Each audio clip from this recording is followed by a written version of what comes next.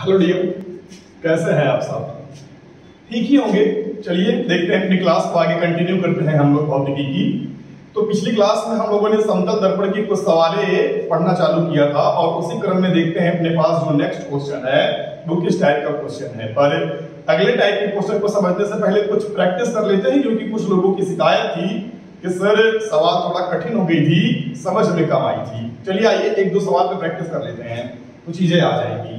सबसे पहले आप हमें एक बात बताइएगा, अगर हम मान लीजिए आपको एक समतल दर्पण दे देते हैं, ठीक है, ये एक समतल दर्पण है और यहां पर एक ऑब्जेक्ट रखा हुआ है, एक व्यक्ति खड़ा हुआ है, कुछ भी रहा होगा। अगर हमें इसका इमेज बनाना है तो समतल दर्पण के लिए सिंपल कॉन्सेप्ट ये आप याद कर लीजिएगा कि समतल दर्पण में इमेज जो बनता है वो हमेशा ऑब्जेक्ट के बराबर बनता है। पहला कॉन्सेप्ट ये। दूसरा कॉन्सेप्ट ये कि समतल दर्पण से जितनी दूरी पर ऑब्जेक्ट होगा उतनी ही दूरी पर उसका इमेज बनेगा, यानी इतनी ही दूरी पर सेम यहां पर इसका इमेज बन जाएगा। अरे क्या हो गया, इसके इमेज को पर लग रहा है कि दोनों आपस में क्या है, बराबर है। तो अगर ऐसा कुछ होता है तो आप आसानी से ये बता सकते हैं कि मतलब इमेज कैसे कैसे बनाएंगे। ये बेसिक फंडा था। अब चलिए इसी पे थोड़ा और क्वेश्चन समझ लेते हैं जो कल आपको समझ में नहीं आया था। तो हमने कहा हमारे पास सवाल में क्या है कि ये एक समतल दर्पण है, ठीक है। चलिए कोई बात नहीं, यहां पर एक समतल दर्पण हम रख देते हैं। ज्यादा बड़ा समतल दर्पण ले लिए हैं हमको लग रहा है, चलिए इसको छोटा कर देते हैं। ये एक समतल दर्पण है, ठीक है ना। और इस समतल दर्पण में इधर करते हैं, अभी इधर जगह नहीं मिलेगी ना तो दिखेगा नहीं आपको। तो ये एक समतल दर्पण है और यहां पर एक व्यक्ति बैठा हुआ है इससे d डिस्टेंस की दूरी पर, ठीक है। तो यहां पर एक व्यक्ति बैठा है, जब हम नेत्र बना दें तो मतलब समझ लीजिएगा कोई व्यक्ति ही यहां पर बैठा होगा और इस व्यक्ति से इधर 3D दूरी पर एक लैडर है, एक वाल है या दीवार है, जो भी आप समझ सकते हैं, वो ऐसे यहां पर एक है, ठीक है ना। अब सवाल में कहा गया है, सबसे पहले ये समझिएगा, इस दीवार का इसमें इस व्यक्ति को चित्र देखना है।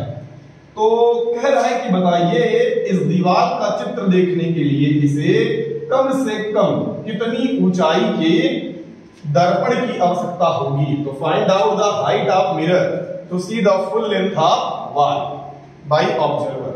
तो क्वेश्चन यही है कि इस पूरे दीवार की ऊंचाई को इस दर्पण में देखने के लिए यानी कितने ऊंचे दर्पण की आवश्यकता पड़ेगी।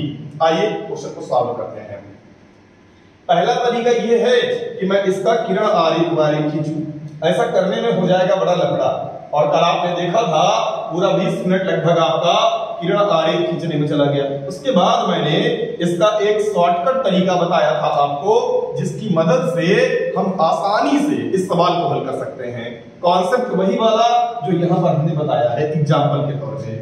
यहां देखिए ये एक समतल दर्पण है, अगर ये इसमें पूरा पूरा बन रहा है तो कहना बताइए रिक्वायर्ड हाइट ऑफ मिरर।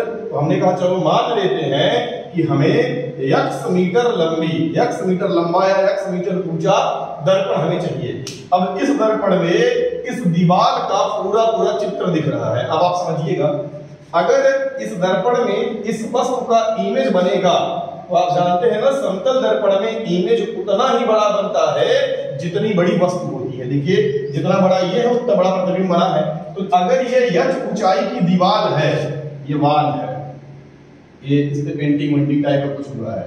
अब अगर ये h ऊंचाई की वाल है तो यही चित्र यहाँ पे इसका बनेगा, देखिएगा ये।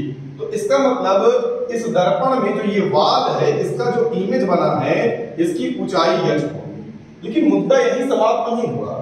अगली बात ये थी कि दर्पण से जितनी दूरी पर वस्तु रखी होगी, दर्पण से उतनी ही दूरी पर इस वस्तु का क्या बनेगा, प्रतिबिंब। तो दर्पण में अंदर ये ऑब्जर्वर देखेगा तो दर्पण से प्रतिबिंब की दूरी कितना होगी, हाँ बताइए।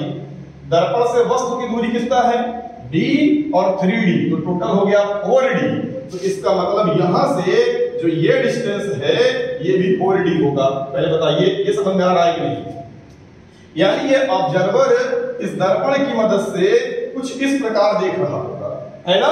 इस वाले एकदम कोने पे दर्पण में यहाँ पे एकदम ये ऊंचाई दिख रही होगी, और इस वाले कोने पे दर्पण से इस ऑब्जर्वर को ये वाली दिख रही होगी, और इसके बीच का हिस्सा इसमें दिख रहा होगा।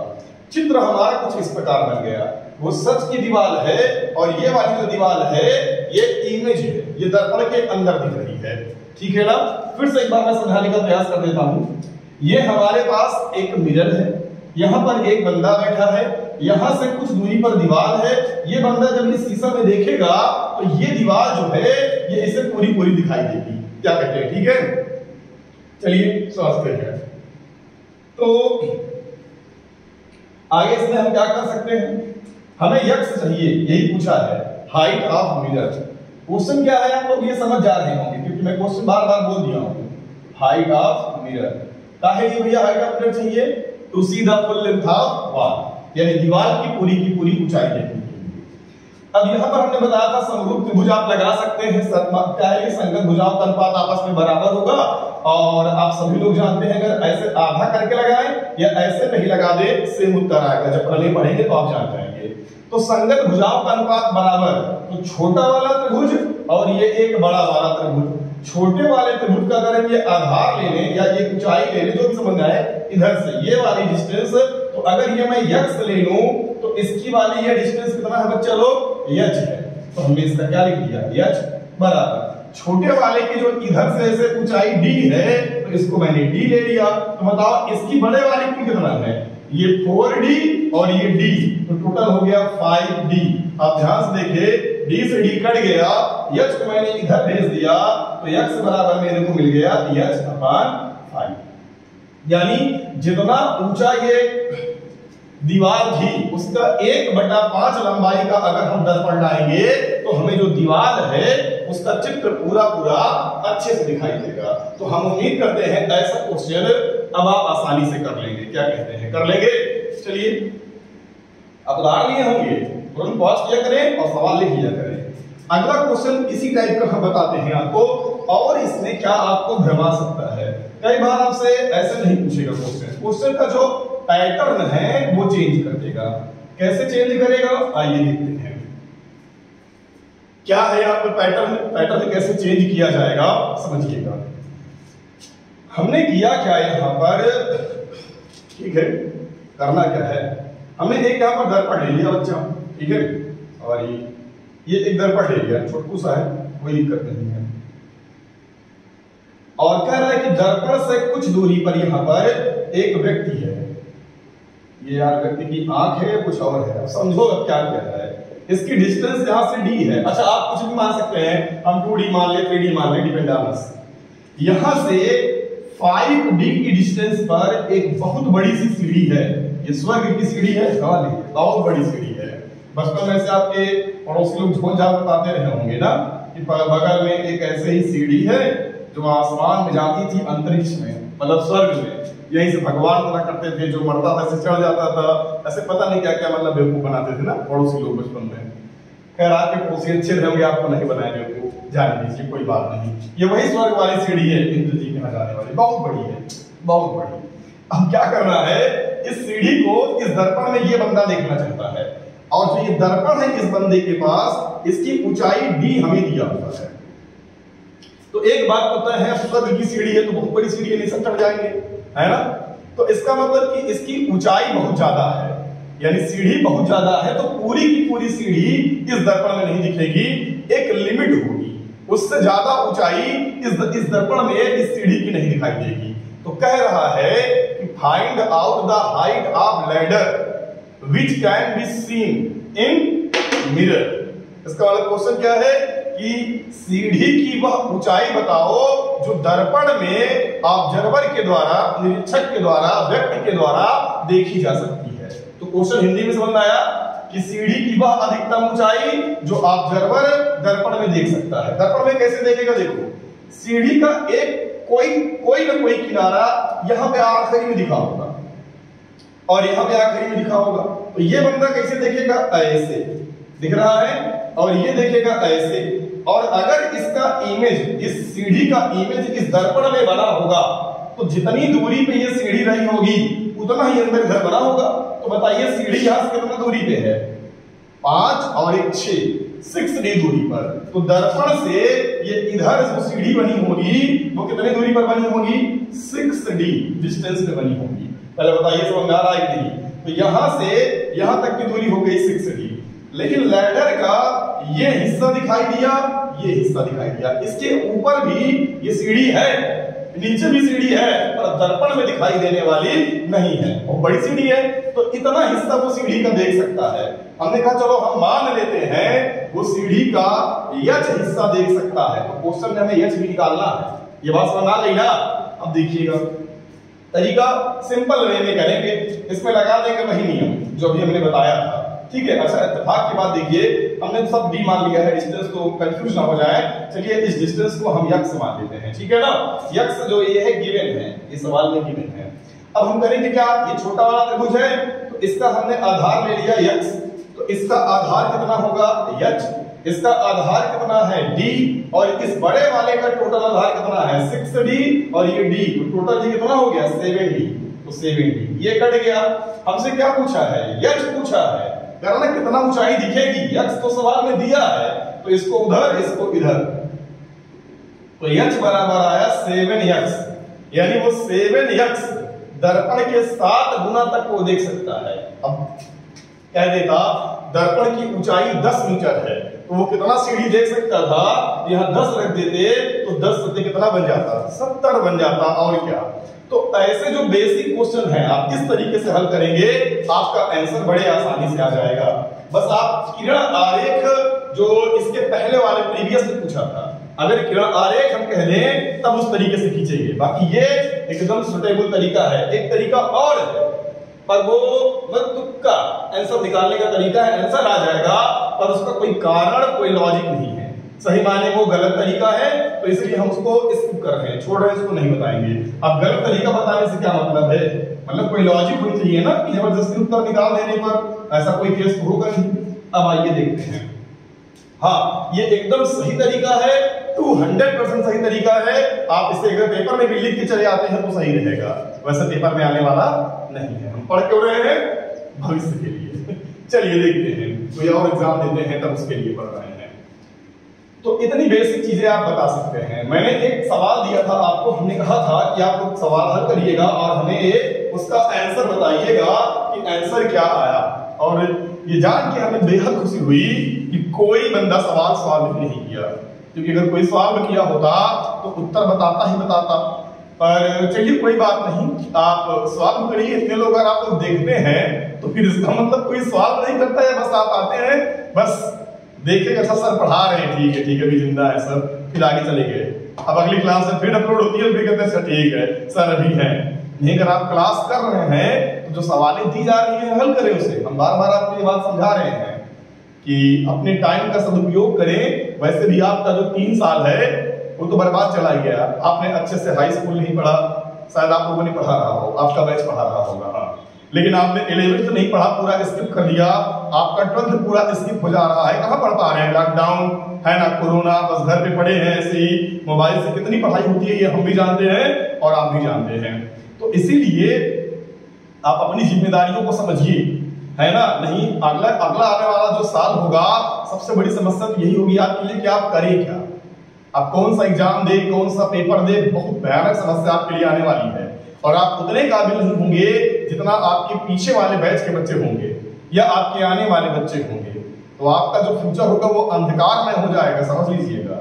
आप कोई छोटा एग्जाम देंगे, निकालने में आपको बड़ी दिक्कत होगी। तो इसलिए थोड़ा आप अपने से जागरूक रहिए, मेहनत करिए। सिलेबस कम हो जाके नंबर अच्छा आ जाना, इससे कुछ नहीं होने वाला। कुछ तब माना जाएगा जब आप कुछ कर लेते हैं, है ना।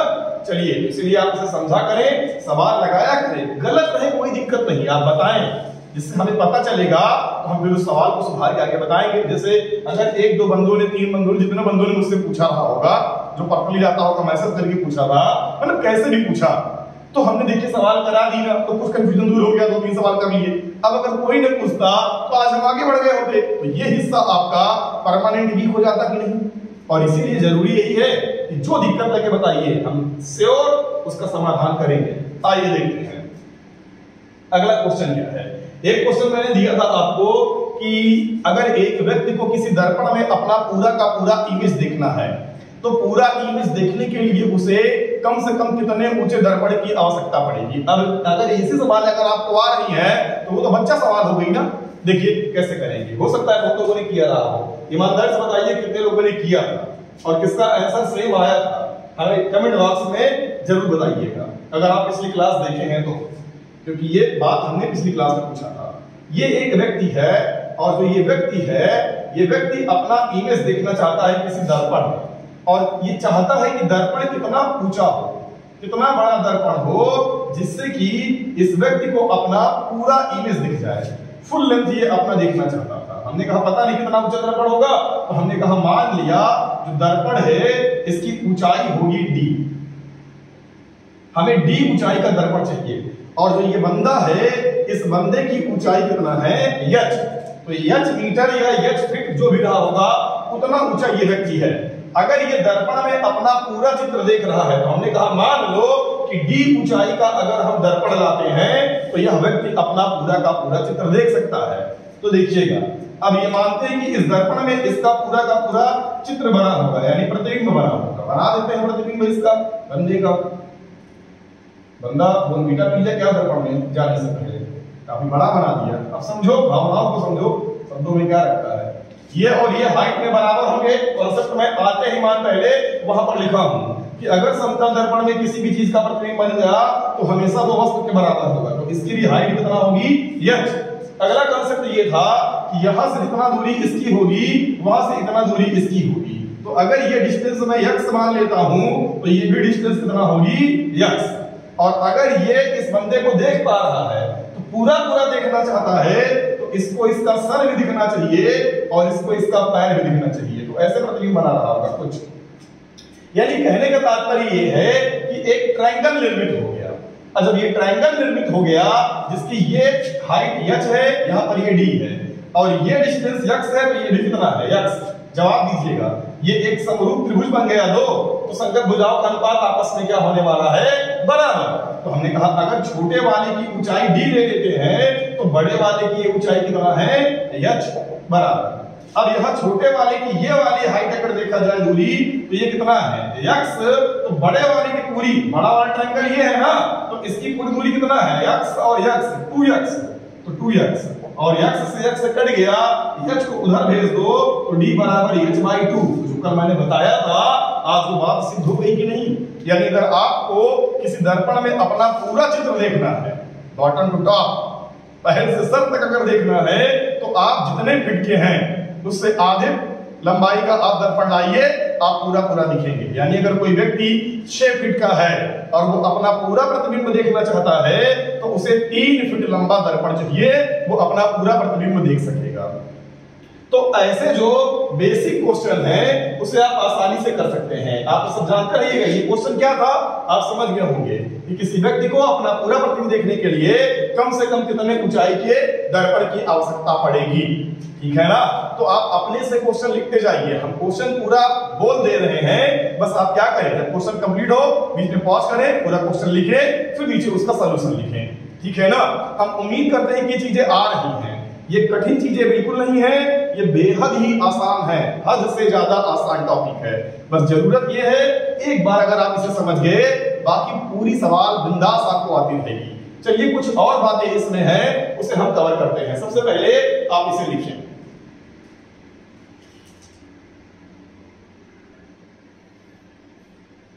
तो ऐसे क्वेश्चन आप कर लेंगे। एक थोड़ी सी बात और है, इसे बता देते हैं, हम छोड़ने का मन नहीं है तो समझ लेते हैं चीजों को, थोड़ा टाइम लगेगा कोई बात नहीं, पर चीजें परफेक्ट होनी चाहिए। देखिए हमारे पास जो प्रश्न है वो ये है कि एक हमारे पास समतल दर्पण है, ठीक है, और इस दर्पण से कुछ दूरी पर एक व्यक्ति यहां पर खड़ा है। जो ये व्यक्ति खड़ा है इसकी जो ऊंचाई है, ये सॉरी स्मॉल पास खड़ा कराते हैं, यहां पर खड़ा कराते हैं। जो ये व्यक्ति है इस व्यक्ति की जो हाइट है वो h है और ये इस दर्पण से d डिस्टेंस की दूरी पर खड़ा है, ठीक है ना। तो एक व्यक्ति है इस दर्पण से d डिस्टेंस की दूरी पर खड़ा है और इस व्यक्ति से 2d डिस्टेंस की दूरी पर यहां पर एक और व्यक्ति खड़ा है, ठीक है। और इस व्यक्ति की जो ऊंचाई है ये 2h है। अब इसे हमने कह दिया मैन 1, इसे कह दिया मैन 2, यानी ये पहला आदमी है, दूसरा आदमी। पहला आदमी दूसरे आदमी का पूरा प्रतिबिंब इस दर्पण में देखना चाहता है। वो ये चाहता है कि इस आदमी का चित्र इस दर्पण में दिखे और पूरा का पूरा दिखे। तो पूरा का पूरा दिखेगा तो एक आखिरी यहां से, एक यहां से, दो छोर है दर्पण के, इसी दो छोर में वो चित्र देख लेगा ऐसे, और यहीं पर इसका इमेज बना होगा। खैर आप रफली बना लीजिए, अब ये मत कहिएगा भावनाओं में आके कि आपका ये वाला छोटा है वो वाला बड़ा है। हमें कॉन्सेप्ट आ गया ना, हमें ये पता है कि जितना बड़ा ये है इसका प्रतिबिंब भी ये बंदा जब उसमें देखेगा तो उतना ही बड़ा बनेगा, क्योंकि समतल दर्पण में वस्तु की लंबाई और प्रतिबिंब की लंबाई आपस में क्या होती है, बराबर। तो अगर इसकी लंबाई 2h है तो इसकी भी लंबाई कितना होनी है, 2h। और दूसरी बात क्या है कि दर्पण से जितना दूरी पे ये इधर रहा होगा, दर्पण से उतना ही दूरी पे वो उधर रहा होगा। तो दर्पण से ये इधर कितना दूरी पर है, d, और ये 2d, टोटल हो गया 3d, यानी ये डिस्टेंस हो गई 3d। अब ध्यान से देखिएगा, ये डिस्टेंस है d और ये है 3d। अब हम यहां लगा देंगे वही नियम अपना पुराना वाला, कह रिक्वायर्ड हाइट ऑफ मिरर। ये हमसे क्वेश्चन पूछा है ना यक्स, क्वेश्चन आप लिख लीजिएगा यहाँ पे कि पहले व्यक्ति द्वारा दूसरे व्यक्ति का दर्पण में पूरा प्रतिबिंब देखने के लिए दर्पण की लंबाई क्या होनी चाहिए। बात समझ आया? तो पूछा है required height of mirror to see the image of second man by first man. ठीक है ना? अब आइए देखते हैं। तो अब इसे हम सॉल्व करेंगे तो हमें क्या मिलेगा, देखिएगा। यहां पर ये बंदा उसको देख रहा है, अरे दिख रहा है, लगा देंगे वही मतलब क्या, वही क्या है, ये वही क्या है वही का मतलब हो गया कि यहां पर हमें लगाना है समरूप त्रिभुज वाला नियम, संगत भुजाओं का अनुपात आपस में क्या होने वाला है, बराबर। तो आइए बराबर कर देते हैं। इसका जो ऊंचाई है वो कितना है, x है, और इसका कितना है 2h। ट्रायंगल है यार, देखो ना, ये एक बड़ा सा ट्रायंगल, ये एक छोटा सा ट्रायंगल। इसका x है, इसका 2h है। इस छोटे वाले की टोटल ये ऊंचाई कितना दिया हुआ है डियर, d। इसका पूरे का कितना हुआ बताइए, 3d ना। अरे कहां 3d यार, पूरा ये दिखा रहे हैं फिर भी, तो ये 3d और ये d टोटल हो गया 4d, और ये साहब चले गए। अब जाने वाले को कौन रोक सकता है ना? इसको उधर भेज दीजिए, तो x बराबर 2h/4, उड़ा दीजिए इनको, ये कट गया, और x बराबर मेरे को मिला x = h/2। यानी इसका मतलब मिरर मैन 1 को अगर हम h/2 यानी इसके ऊंचाई के आधी ऊंचाई का मैं मिरर ला के दे दूं तो इसका मतलब ये क्या करेगा, उनको देख लेगा बड़े आराम से। चलिए एक आंसर आ गया। अब इसमें मैं एक आपको देता हूं HW। अब वैसे तो HW सब कुछ है आपका, घर पे ही है आप, तो आपको बताना ये है, और इसका उत्तर आप बताइएगा जरूर, पहले बताते हैं जिससे कि हमें पता चले चाहे सही या गलत। वैसे आपको एक फायदा ये कि आप कुछ भी टाइप कर देंगे सब बेहतरीन है, आपको किरण आलेख दिखाने का मतलब अवसर ही नहीं है, पर आप बनाइएगा। हम ये चाहते हैं ये वाला बंदा इस वाले बंदे को देखना चाहता है जिसमें पूरा पूरा, तो बताइए दर्पण की ऊंचाई कम से कम कितनी होनी चाहिए। तो क्वेश्चन क्या है, दूसरे व्यक्ति को पहले व्यक्ति का पूरा प्रतिबिंब दर्पण में देखने के लिए दर्पण की ऊंचाई कितनी होनी चाहिए, करके आंसर हमें आप बताइएगा इसका। उम्मीद है बताएंगे। तो आज आपको ये क्वेश्चन दिया जाता है, ठीक है ना, इसको इसका पूरा देखना है। हिंट अगर दें तो ये ऐसे देखेगा और इसी की ऊंचाई का प्रतिबिंब बनेगा, यहां ट्रायंगल इस टाइप का बन जाएगा, क्या कहते हैं, बन जाएगा। और आप ये नियम लगा दीजिएगा समरूप वाला, ठीक है ना। तो ऐसे बेसिक क्वेश्चन आप कर लेंगे, उम्मीद है कर लेंगे। देखिए ये सब बिल्कुल मुश्किल नहीं है, आप बड़े आराम से धैर्य से सवाल हल करिएगा, आएगी सवालें। बहुत ज्यादा से ज्यादा अगर हो सकता है तो चीजें गलत हो जाएंगी, बस इससे ज्यादा कुछ हो नहीं सकता, और गलत होगी तो हम तो वही है ना, तो बताएंगे ही। बस आप पहले पूछिए, तो बताने के लिए तो हम तैयार ही हैं, आप क्वेश्चन पूछे तो पहले।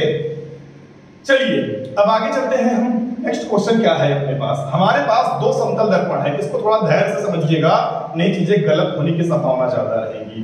ठीक, हमारे पास दो समतल दर्पण है। अच्छा, समतल दर्पण आप लोगों को आसान करके रख दिया है ना, कोई बात नहीं यार, है ही ऐसा टॉपिक, ठीक ठाक टॉपिक है ये, है ना। अक्सर लोग इसे पढ़ते लिखते नहीं है, छोड़ देते हैं, कहते हैं किसी काम का नहीं है। जो किसी काम का नहीं होता ना दुनिया वालों के लिए, वही मैं पढ़ाता हूं। ऐसा बिल्कुल नहीं है, पर अच्छा टॉपिक है यार, बेहतरीन टॉपिक है, अच्छा लगता है पढ़ाने में। ये ऑप्टिक्स का मतलब इजीएस्ट पार्ट है, पर आप सही मायने समझिए तो लोगों को टफेस्ट लगता है, पता नहीं कैसे है ना। कितना आसान है, देखिए कुछ दिमाग ही नहीं लगाना होता, बस सिंपल सिंपल सा लाइन खींच के ऐसा निकाल लेते हैं हम लोग। क्या कहते हो, सिंपल सिंपल है ये सब। चलिए कोई बात नहीं। ये हमारे पास एक क्या है, ये एक भाई, एक क्या है, एक नहीं दो है।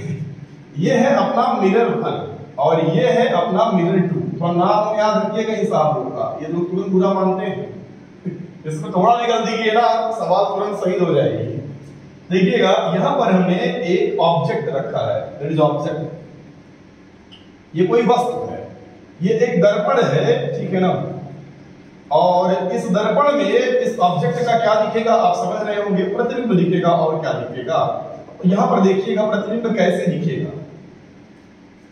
अब अगर इस ऑब्जेक्ट का इमेज इस मिरर में देखना है तो कैसे देखेंगे, समझिएगा।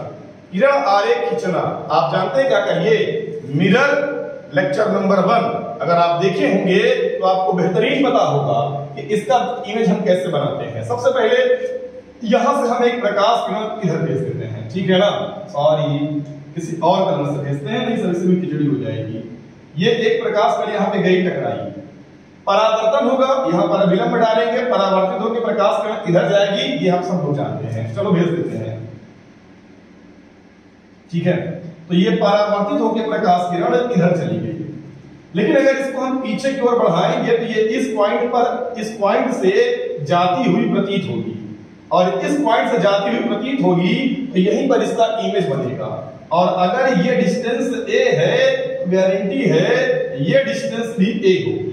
हमने इस डिस्टेंस को b ले लिया, ध्यान से देखना, ये बहुत जटिल हो जाता है। कुछ लोग कहेंगे यहां इमेज कैसे बन गया, एक प्रकाश का सीधे भेज टकरा उधर लौट गई, एक टकरा के सीधे ऊपर चली गई, कभी नहीं काटेगी, पीछे को बढ़ाएंगे तो इस पॉइंट पे काटती हुई प्रतीत होगी, तो यहां पर इसका इमेज बन गया। ये कंडीशन 1 है, इनको आराम करने दो। यहां ऐसा भी हो सकता था कि जो प्रकाश किरण है वो ऐसे चलती, देखिए यहां जाके टकराती, ठीक है। सॉरी, जब यहां जाके टकराती है प्रकाश किरण तो इसका परावर्तन होता, अभिलंब डालते, और परावर्तन के पश्चात ये कुछ इस प्रकार आती, यहां से आती टकरा के ये इधर चली जाती, ठीक है ना। ऐसे टकराने के पश्चात इधर जाती, तो ये इसको अगर हम पीछे की ओर बढ़ाते तो ये इस पॉइंट से आती हुई प्रतीत होती, तो इसका इमेज मिरर 2 में यहां बन गया। और अगर ये दूरी b है तो ये दूरी भी b होगी, पक्का ना। यानी इससे इस दर्पण में अगर देखोगे तो ये अंदर b दूरी पर बनेगा, और इधर देखोगे इसको तो ये a दूरी पर बनेगा। ये पक्का आ रहा है ना यार, यही सबसे कठिन है। तो a डिस्टेंस पे पहला बना, इधर से देखेंगे तो ये b डिस्टेंस पर बना। आगे देखिएगा दोबारा, लेकिन ये प्रकाश पर रुकने वाली नहीं है क्योंकि ये दर्पण बहुत बड़ा है, यहां पर फिर से इसका होने वाला है परावर्तन। अब समझिएगा यहां पर गौर से। अब ये प्रकाश किरण जब यहां पे गई, देखो ब्लू वाला, देखो ब्लू वाला पहले वाले लेयर के लिए, जब यहां टकराएगी तो इसका फिर से होगा परावर्तन, होगा ना परावर्तन, और परावर्तन के पश्चात ये इधर जाएगी, ठीक है ना। और जब ये इधर जाएगी तो इसको अगर हम पीछे की ओर बढ़ाएं तो ये इस पॉइंट पर आके काटती हुई प्रतीत होगी। इसका मतलब इस दर्पण में इस ऑब्जेक्ट की वजह से इसका इमेज यहां पर बना, यानी ये वाला जो इमेज है इस दर्पण के लिए ऑब्जेक्ट का कार्य करेगा। ऐसे सोचो, नहीं भूल जाओ सब, ऐसे देखो, ये जो नीला वाला गोला बना है, ये नीला वाला गोला ये इस दर्पण में दिख रहा होगा, ठीक। और ये आगे एक दर्पण रखा है तो इस दर्पण में ये गोला तो ये दिख रहा था, लेकिन ये वाला गोला वो दिख रहा। बात समझ में आया। तो अगर ये दर्पण में ये गोला दिखेगा तो ये दूरी कितना हुई, देख के बताओ कायदे से। ये दूरी कितना हुई, ये दूरी हुई b और +2a। तो इसका मतलब यहां से जो ये प्रतिबिंब बना होगा ये डिस्टेंस होगी b +2a, और यही नहीं पल्ले पड़ता लोगों को। अब आगे देखिएगा, यहां पर अगर देखा जाए तो जो ये लाल वाला गोला होगा, देखो ये ब्लैक वाला गोला इस दर्पण में तो यहां दिखा, ठीक है ना। लेकिन जो ये लाल वाला इमेज दिख रहा है वो पहले दर्पण में भी दिखेगा, तो कहां दिखेगा, जितना दूरी पर इस दर्पण से ये है उतना ही अंदर इधर दिखेगा। इसका मतलब ये प्रकाश किरण टकराने के पश्चात ऐसे यहां जाती है तो इस पॉइंट से आती हुई क्या होती, प्रतीक। तो यहां से इसकी डिस्टेंस कितना है, ध्यान से देखो, a और प्लस 2b, तो इसका मतलब ये डिस्टेंस हो गई a प्लस 2b। लेकिन प्रकाश का गति रुकने वाली नहीं है। अब देखो, ये प्रकाश का फिर यहां से परावर्तित होकर इधर जाएगी, तो इसका मतलब ये इस पॉइंट पर आती हुई प्रतीत होने वाली है। अब देखो, तो इस दर्पण की वजह से ये डिस्टेंस कितना है, ध्यान से देखो, तो इसको जब इसमें ऐड करेंगे तो देखो क्या ऐड करने पे मिलने वाला है, a प्लस b। यहां अगर ऐड करेंगे तो a हो जाएगा 3a और b और ये b हो जाएगा 2b, यानी b प्लस 3a। तो ये डिस्टेंस हो गया b प्लस 3a। बात समझ आ रही है? अब यहां देखो, जो लाल वाला हिस्सा है वो टकराने के पश्चात इधर जाएगा, तो इसको हम जब पीछे की ओर बढ़ाएंगे तो देखिए ये कहां पर जाएगा। इससे हम डॉट डॉट डॉट डॉट करके पीछे लाएंगे तो इसका इमेज यही कहीं बनने वाला है। और जब इसका इमेज यहां पर बनेगा तो स्थिति क्या होगी समझते हैं। ठीक है, एक मिनट देखते हैं।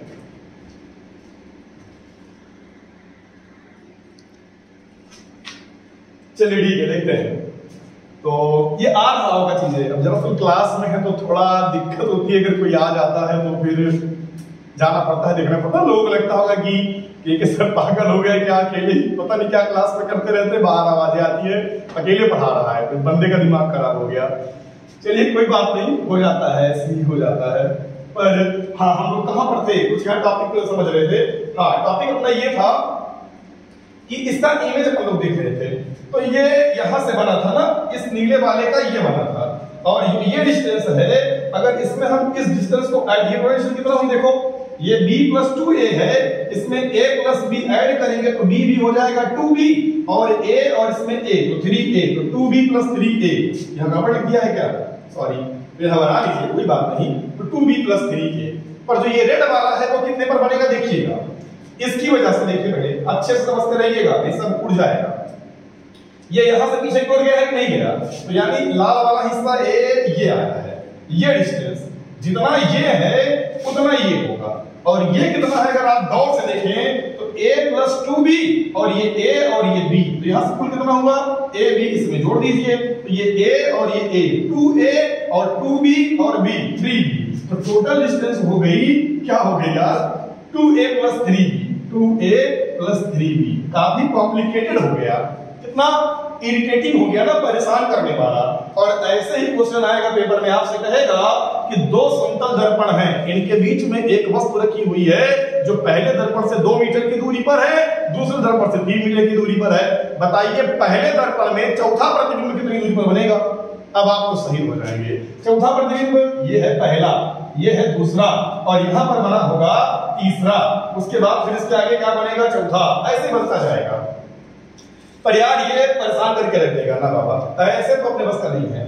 हम इसमें कुछ शॉर्टकट आपको ढूंढ के दिखाना चाहते हैं, अच्छे से देखिएगा।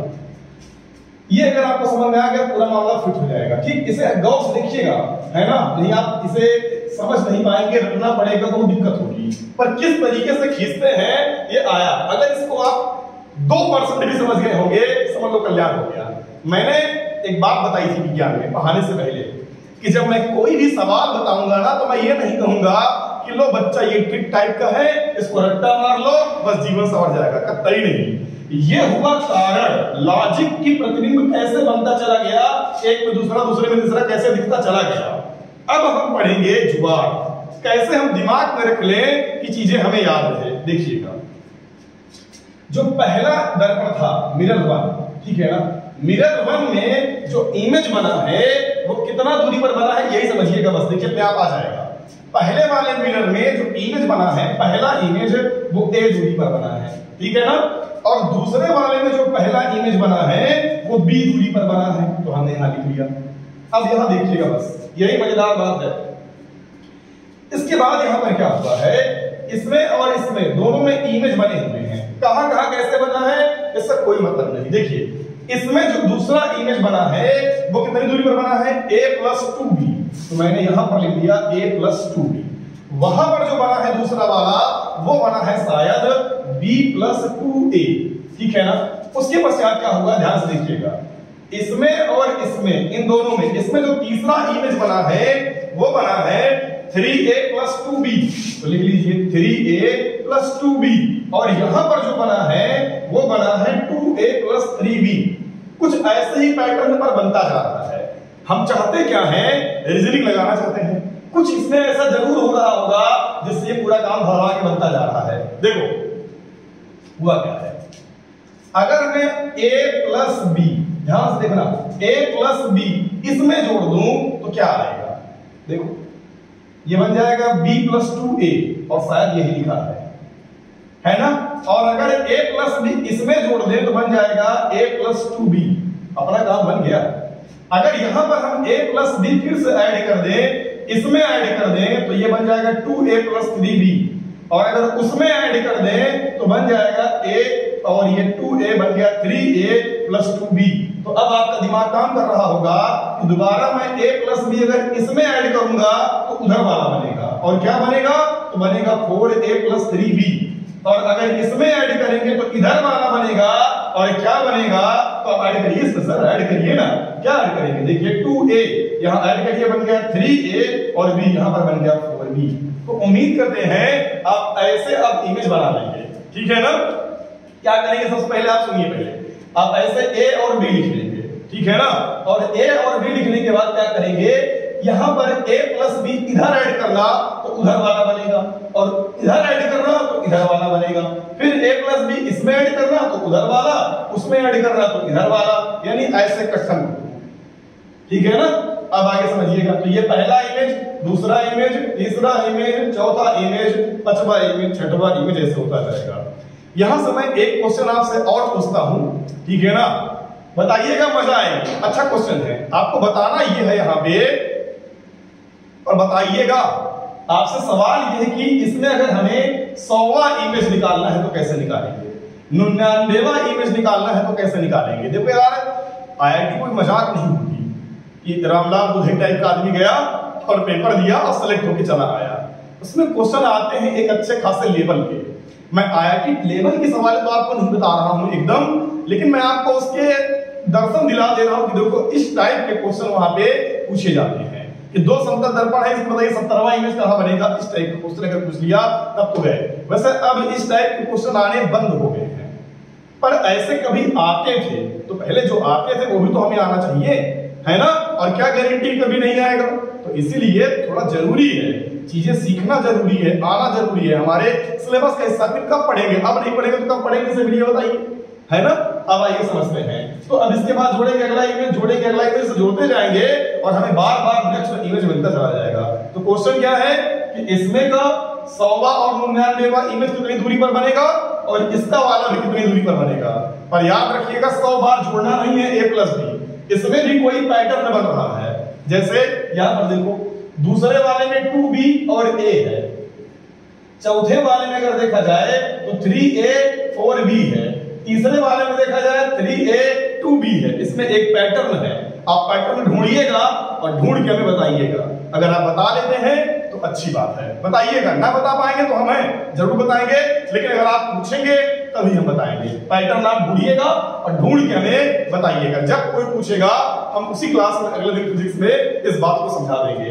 अच्छे से इसका डायग्राम बनाइए और समझिए यहाँ पर क्या है, एक बार बता देते हैं हम। देखिए इस वस्तु का इमेज यहाँ बना, ठीक, तो ये वस्तु इस दर्पण में यहाँ दिख रही है, लेकिन जो ये दर्पण है, अब ये दर्पण इसको भी देखेगा, इसको भी देखेगा। तो जब इसको देखेगा तो इसका इमेज यहाँ बना और इस दर्पण के द्वारा इसका इमेज यहाँ बना।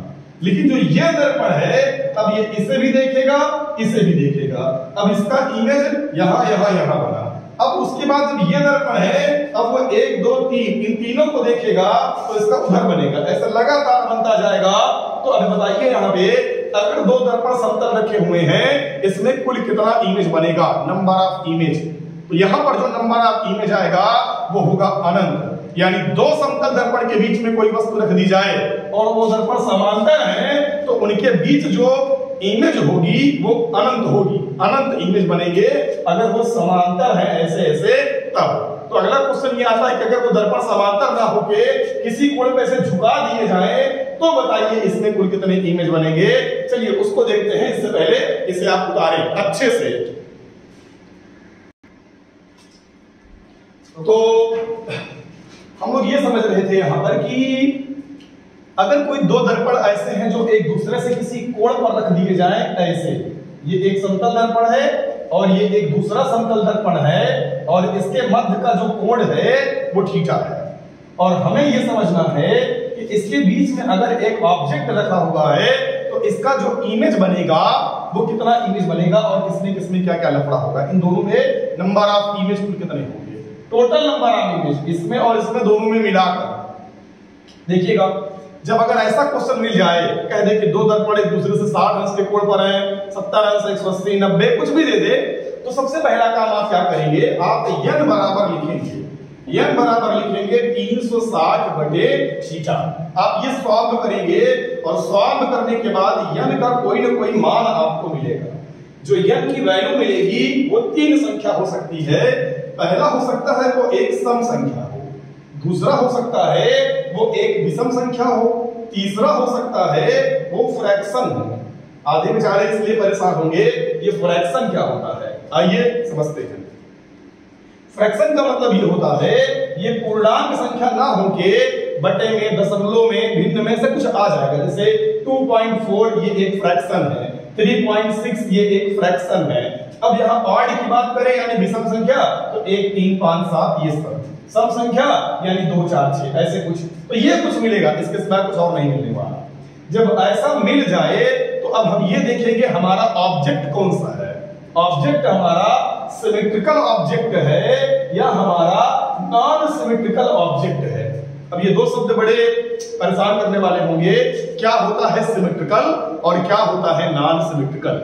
हिंदी में से बोलते हैं सममित वस्तु और असममित वस्तु। आइए समझते हैं कि सममित वस्तु और असममित वस्तु का मतलब क्या होता है। देखिए जैसे अगर मान लीजिए कि हमने एक अल्फाबेट लिखा है H और अगर हम इसको एक दर्पण के बगल रख दें और इसका हम इमेज बनाएं तो आप बताइएगा इसका इमेज कैसे बनेगा। एब्सोल्युटली ऐसे ही बनेगा, इसमें कोई शक नहीं होना चाहिए। तो ये H का इमेज ऐसे बना। अब अभी आप भावनाओं में बह के कुछ नहीं कह सकते ये सिमेट्रिकल है या नॉन सिमेट्रिकल। आप करेंगे क्या, इस ऑब्जेक्ट को उठाएंगे, उठा नहीं सकते ऐसे समझने के लिए, और इसको यहां ले जाके इस पे रख देंगे और अगर ये इसको पूरा पूरा ढक ले यानी ये सिमेट्रिकल है, और हमें लगता है इसको यहां रखेंगे तो पूरा पूरा ढक लेगा यानी ये इसका सिमेट्रिकल ऑब्जेक्ट है। तो ये ऑब्जेक्ट सिमेट्रिकल है। जैसे हमने यहाँ पर O बनाया तो इसका इमेज ऐसे बनता, उठा के रख देंगे तो पूरा पूरा ढक लेगा, तो ये सिमेट्रिकल है। अब जवाब दीजिएगा अगर G होता तो इसका इमेज हमें लगता है कुछ ऐसे ही बनता, अब सेम नहीं बना पर ऐसे ही बनता, कुछ पिंडी डिग्री लगी होगी है। चलिए देखते हैं, इसको उठाएंगे इस पे रख देंगे, क्या ये इसको पूरा पूरा ढक लेगा? बिल्कुल नहीं ढकेगा। इसका मतलब ये सिमेट्रिकल ऑब्जेक्ट नहीं है। तो अगर ये आकृति है ये सिमेट्रिकल ऑब्जेक्ट नहीं है। अपना हाथ अगर हम बना दें ऐसे, अब आप बना नहीं सकते यार, तो अंगूठा उधर बन जाएगा इमेज में, और यहां जब रखेंगे तो पूरा पूरा नहीं ढकेगा। देखो बना के दिखाते हैं ऐसे, अरे 5 होगी क्या उंगली लो, तो जब यहाँ इमेज बनाएंगे पतली वाली उंगली इधर बनेगी, फिर उससे बड़ी वाली, फिर बड़ी वाली, फिर ये वाली, फिर ये। तो ये देखो ये अंगूठा था, मान लो ये अंगूठा था, और अंगूठा उधर चला गया ना, उठा के इस पे रखेंगे तो ढकने वाला नहीं है, तो ये भी नॉन सिमेट्रिकल है। तो आई थिंक अब आप बता सकते हैं कि कौन सा ऑब्जेक्ट सिमेट्रिकल है और कौन सा नॉन सिमेट्रिकल है, ठीक है ना। तो जब ऑब्जेक्ट सिमेट्रिकल है और नंबर ऑफ इमेज पूछे तो आप करेंगे क्या, सबसे पहला काम 360 में थीटा से भाग करेंगे, जो कुछ भी आएगा आंसर उसमें से एक कम कर देना, वही आंसर हो जाएगा, ठीक है। सम आए तब भी एक कम कर देना, विषम आए तब भी एक कम कर देना। लेकिन अगर ऑब्जेक्ट नॉन सिमेट्रिकल रहे, नॉन सिमेट्रिकल मतलब से हाथ हो गया, जी हो गया, असममित है, तब आप क्या करेंगे, अगर उत्तर सम संख्या आए तो एक घटा देना और विषम संख्या आए तो उत्तर वही लिख देना। लेकिन अगर चाहे सिमेट्रिकल हो चाहे नॉन सिमेट्रिकल हो, अगर आंसर में आपका फ्रैक्शन मिल जाए तो आप क्या करेंगे, जो उसका इंटीजर पार्ट होगा, पूर्ण वाला हिस्सा होगा, वो आंसर हो जाएगा, दशमलव वाला भाग छोड़ देंगे। चलिए क्वेश्चन देखते हैं। जैसे को ऐसे करिए, हमारे पास हमने कहा कि एक दर्पण है जो 120 अंश के कोण पर रखा हुआ है, ठीक। दो दर्पण 120 अंश के कोण पर रखे हुए हैं, इनके मध्य एक वस्तु रखी है। बताइए इसका कुल कितना इमेज बनेगा। तो हम लिखेंगे n बराबर 360 बटे थीटा का मान 120, ये कट गया और 12 36, यानी हमें n बराबर 3 मिला। और जो n बराबर 3 मिला ये एक सम संख्या है या एक विषम संख्या है? आपको देख के लग रहा है 3 एक विषम है, और जब उत्तर विषम आता है तो वही आंसर, यानी उसमें कुल कितना प्रतिबिंब बनता? 3 प्रतिबिंब बनता। तो ऐसा क्वेश्चन कर लेंगे आप। आगे देखिएगा, अगर इसी प्रकार मैं कह देता कि जो बीच का कोण है थीटा का मान वो दिया है 30 अंश, तो आप लिखेंगे n बराबर 360 बटे थीटा का मान 30, उड़ाइए 3 एक कम 3 दूनी, तो n बराबर यहां से 12 आया। तो क्या उत्तर से 12 छोड़ेंगे? नहीं। अब हम लिखेंगे नंबर ऑफ इमेज, तो वो आएगा 11, एक कम कर देंगे। जब सम आएगा तो एक कम कर देंगे, विषम आएगा तो उत्तर वही छोड़ देंगे। ठीक है ना? पक्का आ रहा होगा। आगे समझते हैं। इसी प्रकार मान लीजिए हमने कहा 40 अंश दिया है, तो n बराबर लिखेंगे 360 और बटे ये काट दिया 4 9 36, तो n बराबर हमें 9 मिला। और जब ये 9 मिला तो व्यवहारिक बात है ये विषम है, तो यही आंसर, तो नंबर ऑफ इमेज 9 होगा।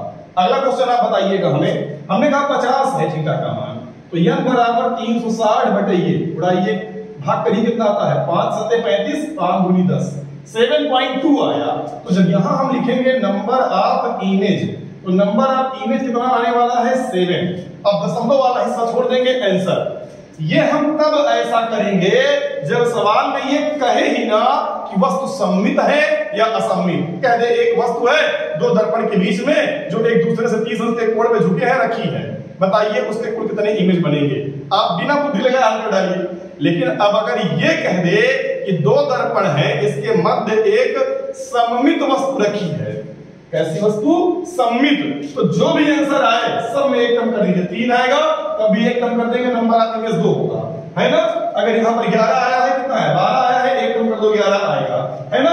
यहाँ पर देखिए भिन्न आया है, इसका उत्तर 7 आएगा, इसमें कम नहीं करेंगे। तो अब सवाल कर लेंगे, जब कुछ न कहे तो हम ये मान लेंगे कि वस्तु असममित है। और आप जानते हैं IERT के क्वेश्चन में, पेपर में फेवरेट है, हर बार एक सवाल इसमें क्या आती है कि दो दर्पण एक दूसरे से 60 अंश के कोण पर झुके हैं, बताइए इसमें कुल कितना प्रतिबिंब दिखेगा? लो बताते हैं, 60 अंश के कोण पर झुके हैं, तो n बराबर आप लिखेंगे 360 बटे 60, ये उड़ाया 6 6 36, n बराबर 6 आया। तो नंबर ऑफ इमेज, प्रतिबिंब संख्या 6 आएगी या 7 आएगी? अरे भाई ना 6 आएगी ना 7 आएगी, 5 आएगा, क्योंकि सम है तो एक कम कर देंगे। ठीक है, उम्मीद है आ गया होगा। लेकिन अब इसी में अगर मान लो कह देता कि सममित वस्तु है तब भी 6 आता, क्योंकि जब यहाँ पे 6 आया था एक कम कर देते तो 5 आता। हाँ, तो यहाँ नंबर ऑफ इमेज बराबर 5 लिखते। तो उम्मीद है इस टाइप के सवाल आप कर लेंगे। देखिए समतल दर्पण में जो कुछ भी संभव था, जो कुछ भी संभव था, मोस्टली हमने ये प्रयास किया कि सब कुछ कवर कर दे। अब ऐसा नहीं हुआ कि सब समाप्त हो गया। अभी इसका किरण आरेख मैंने नहीं बताया कि किस प्रकार यहाँ पर हमने 360 बटे थीटा कर दिए, कैसे ये आ गया, और आपका काम चल जाएगा इससे। ठीक है ना? और अभी तो इसमें है बहुत सारी चीजें समतल दर्पण पे, पर 10+2 के लेवल में अब इसके सिवाय कोई आपको एक अक्षर नहीं बताने वाला कक्षा 12 के नाम पे। हाँ, IIT के पेपर्स में थोड़ा इससे एवं क्वेश्चन आ जाते हैं, थोड़ा एवं, बहुत ज्यादा नहीं, थोड़ा एवं। और जो पीछे क्वेश्चन आए हैं उसमें की सारी सवालें हमने एकदम अच्छे से बेहतर तरीके से करा दिया है। तो आपका समतल दर्पण में तो कोई अटका नहीं सकता, ये मेरी गारंटी है। ठीक है, अब जो नेक्स्ट सिलेबस है अपना चैप्टर है, अब सिलेबस का पार्ट है स्फेरिकल मिरर यानी समतल दर्पण। तो अगली क्लास जो होगी आपके भौतिकी की वो बेहतरीन और मजेदार होगी, और आपको एक एक अक्षर आएगा। वैसे आया तो ये भी होगा पर वो ज्यादा आएगा, और वो आपके सिलेबस का हिस्सा है। आपके यूपी बोर्ड में झोरम-झोर सवाल आएगी, खूब उड़ाइएगा आप, कोई दिक्कत नहीं, सब आएगा। चलिए उम्मीद करते हैं आ रहा होगा, ना आया होगा तो कोई बात नहीं, अगली चैप्टर से अगले चीजें आएंगी, है ना? इसके लिए बुरा नहीं मानेंगे कि पता नहीं क्या इतना टफ पढ़ाता है ये बंदा, ऐसा कुछ नहीं है।